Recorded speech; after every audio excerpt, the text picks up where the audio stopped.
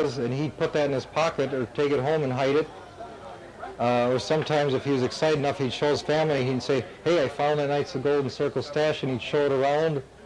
Word gets around. I mean, you go back to 1900, 1920, word got around real fast if somebody had some amount of money in a community. It's not like nowadays where you can drive 1,000 miles and dispose of it and come back and nobody knows. What, we got a digger out there? Oh. I gotta get my video camera out here and record that. I'll sell that video.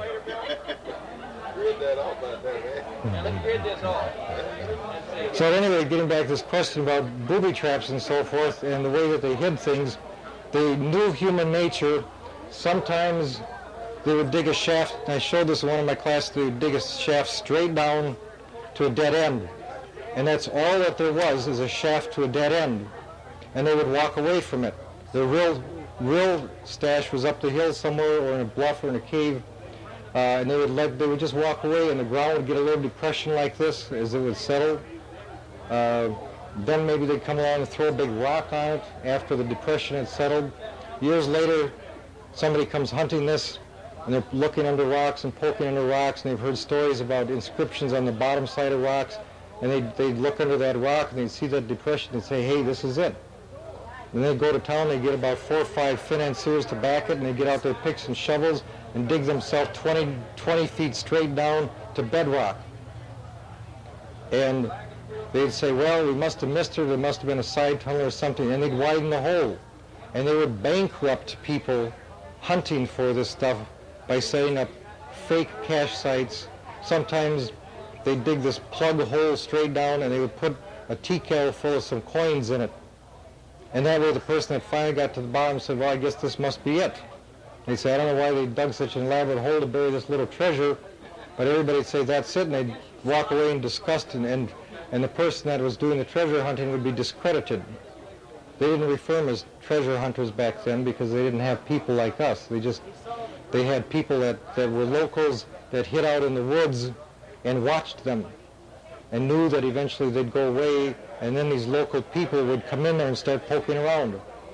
They weren't treasure hunters, they were just trying to survive.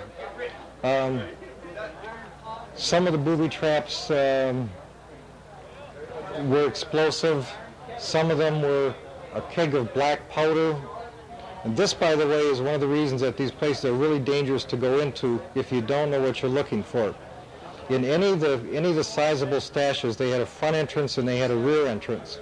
The front entrance was used where they could bring a lot of men with a lot of stuff and set it in place and hide it. They would seal off that front entrance any way that they could, which meant either using black powder and dynamiting and covering it, or sometimes they would mortar it over and you couldn't tell the difference. They would use ox blood to match the color and to act as a glue to hold it together. The front end of the cave is what's booby trapped. A man was left in that cave after they would seal it, and he set the booby traps. He set the first one, the next one, in whatever order they were going to set them up. And that man would scurry out a hole that was big enough for one man to kind of slither through, and that was the back entrance to the cave. And when they came, and sometimes it wasn't through the dirt, sometimes they would shore it up with timbers, but it'd be a relatively small hole that one man could crawl through and get out. They would then cap it off either with timbers or sometimes with railroad track. If it was a bigger escape hole, they took sections of railroad track, laid it over the hole down about 2 feet, put timbers over that, put dirt over that, and a hard dirt and a cap rock over that. That door would always be there. And the sections of railroad track would be big enough to support the weight of the cap rock above it. Those are locatable with a magnetometer very easily. And we've got a couple locations in Arkansas where we have run into that, use of railroad track for that. But the man would set all the booby traps, and then he would scurry out the back entrance. If you have to approach the Knights of the Golden Circle cave, you stand in the front of the cave, you look at the front entrance and say, man, that's a nice cave, and just bless it, and walk around and look for the back entrance. Don't even bother even poking at it. And the reason I say that is that this black powder that they used in these kegs As the stuff gets wet and dried out and wet and dried out and wet and dried out, it begins to turn into the worst bomb that you can possibly imagine. It becomes unstable. It breaks down chemically into a far worse explosive chemical than what black powder is. Anybody working at any university that has to work on old shells from the Civil War or old cannon where there's a shell down in there and it's still charged, these are very nervous people, very nervous, because these things are way more explosive than the black powder ever was. Most of your medium-sized stashes were set up this way with a back entrance. When I look for them, I look for the back entrance. There'd be something to mark it and some way of finding it. That's what you have to find to get into it. When you go into it, you start very carefully from the back of the cave and you work your way forward and you look for any type of tripwire or device or anything on the floor that you could step on, a loose rock. It's a very terrible job. One thing I'm going to mention is a few people, a few writers, and a few speakers have made the statement that if it's booby-trapped that there'll be a red hand somewhere, a red hand on the cliff or whatever. This is not true. So don't look for a red hand. When the stashes were set up, 99% of them work in reverse. In other words, the instructions, if there was a map, even if the map was in rocks or in code or whatever, it was set up in reverse. And this was deliberate so that if somebody thought, well, this series of rocks and markers and whatever lays out like this, and they try and locate something, that they still couldn't, because the whole thing had to be reversed end for end or flipped or mirrored. Knights of the Golden Circle, when they set things up, used a lot of mirrors, where a man would draw a map by taking the original map, setting it down on a table, looking into a mirror, and redrawing it backwards, and then destroying the original map. All right?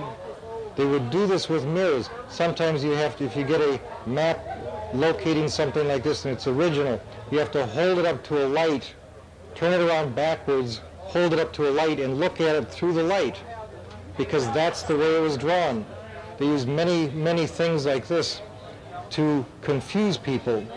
Getting back to this red hand, they oftentimes would use colors on their map to indicate various things. Some maps I've seen will have things drawn in red, blue, green, brown, various colors, and you will see a mishmash of locations, colors, everything else. What that meant was a certain color on those maps would be used specifically for all markers that were on trees. Another color would be used for all markers that were visible on the ground on stones, cut into stone. Another color would be used for all markers that were buried under the earth where you couldn't see them, but you had to know the system to find them. Another color would be used for anything that was a natural existing landmark, like I was saying before, a waterfall, a watering hole, a spring, a couple of twin mountain peaks, anything that was really noticeable. Another color would be used. The color red was used to denote to go forward. That's the best literal interpretation I can give you. So a red hand or a red dot or something else, a red gun that was made by taking hematite, grinding it up, putting it on the rock, and then using acid to etch it right into the rock, because the acid would not destroy the hematite. Anything red means to use this in the forward direction. Do not reverse the map or the code or the whatever's being used. Don't reverse it. Use it exactly as is in the forward direction. And the hand